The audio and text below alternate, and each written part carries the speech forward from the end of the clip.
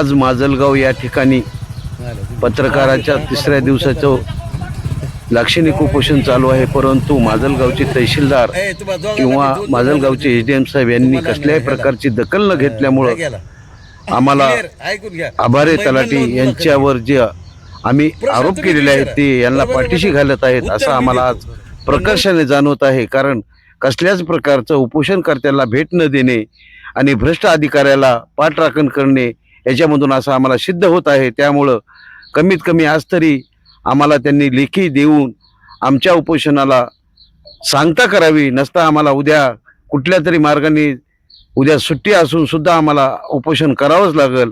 याबद्दल शासनाने आमच्याकडे लक्ष द्यावं अशी आमची नसता आम्हाला उपविभागीय अधिकारी साहेब यांनी तहसीलदार यांना पत्र काढलं होतं की 24 तासाच्या आत मला खुलासा सादर करण्यात यावा, परंतु तहसीलदार साहेब यांनी एसडीएम साहेबाला खुलासा दिला का नाही दिला हे सुद्धा आम्हाला माहीत नसल्यामुळं आज आमचा तिसरा दिवस आहे।